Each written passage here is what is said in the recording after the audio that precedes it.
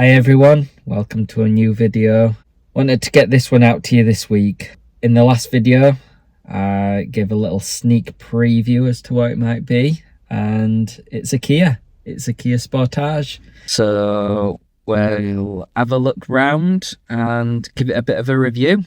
For anyone who might be looking at getting one, might have got one and might not just know a few of the little bits that it can offer. Let's go and take a look round.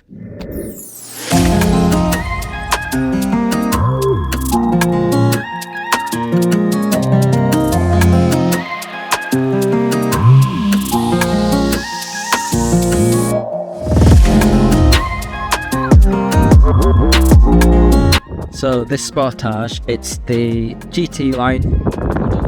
It's got full LED lights at the back, LED lighting to the front as well, apart from the indicator. Some very nice 19-inch alloys, and the tyres are pretty chunky as well, compared to the Qashqai, which has quite low profile tyres on the 19-inch. It just makes for a nicer ride.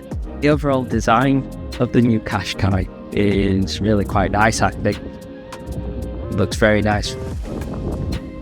And back, it's got keyless entry for both the driver and passenger side. The front and rear parking sensors, they're standard on this, so it's an option to have front ones. This way good.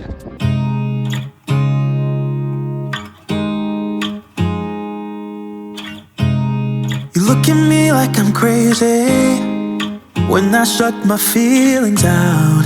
You look at me like I'm different, still you stay cause you feel something real. Get so lost in my moments, doesn't mean I don't need you. So moving inside the car, it's really nice in here. It's a really nice place to be. The touch points fall down a little bit for me, so it's quite cheap textured plastic for the window buttons and the mirror controls, and for me there's a bit too much gloss plastic in here. It surrounds the gear controls, it surrounds the seat controls, the heated seats,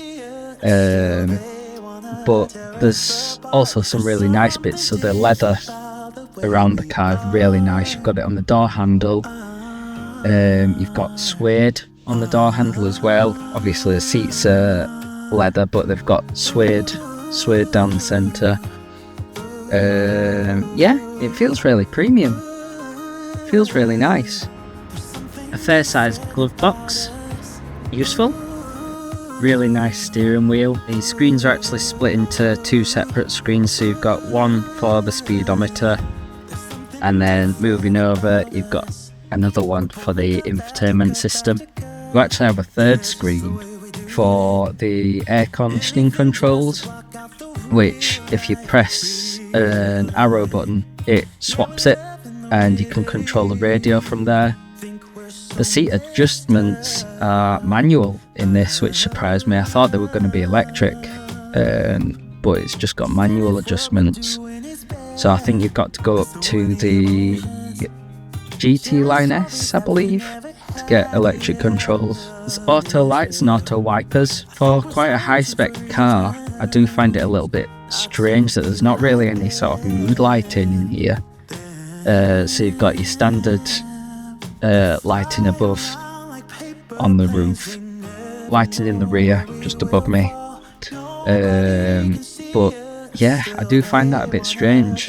A lot of cars, even our Qashqai has the mood lighting down by the gear stick. It'll do about 27 miles on full electric power, which isn't too bad if you're just going around to the shops, you know, just nipping down to town. It's not bad at all. Got heated seats, heated steering wheel, it's got Apple CarPlay. Now it's not wireless, but all you need to do is plug your charger in. It's actually got an electric fuel cap button, and the first few times I used it, I pressed the button went round to the fuel cap and it took sort of 2 minutes to actually open. It had to think about it, so I've yet to see whether it's an ongoing thing. The last time I did it, it was okay, it opened straight away. But yeah, it's not great when you're in a rush. But just move into the back of the car and the rear seats just seem really low.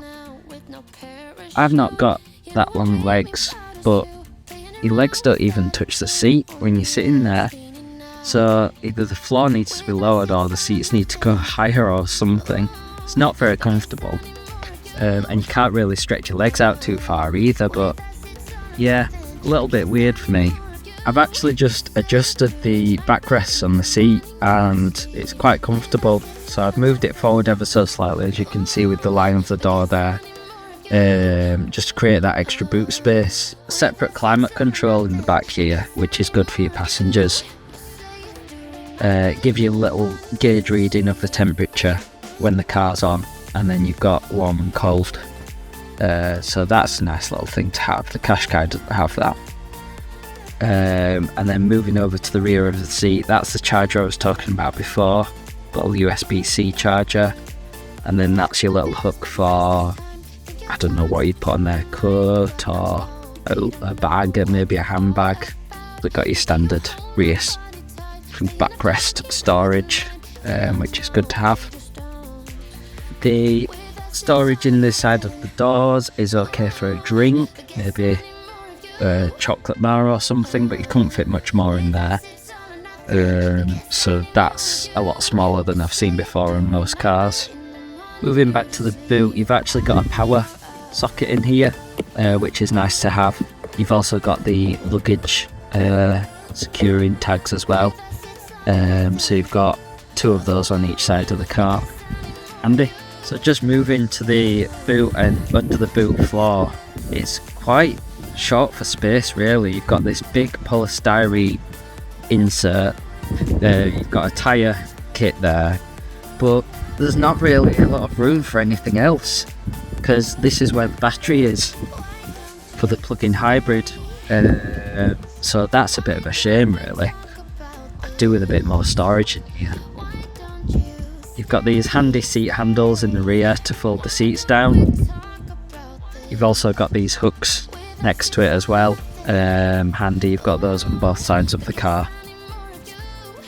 So overall guys, I'd say it's quite a nice car, this one. If you've liked this video, please give it a thumbs up. Please subscribe to the channel if you haven't already. Over 200 subscribers now, which I never thought I'd have after, 2 weeks. So that isn't bad. Thank you so much for that. And yeah, I will see you in the next video. Thanks very much guys. Cheers for watching. Shitty car, but we hit the road. Doesn't matter where we go and destination unknown.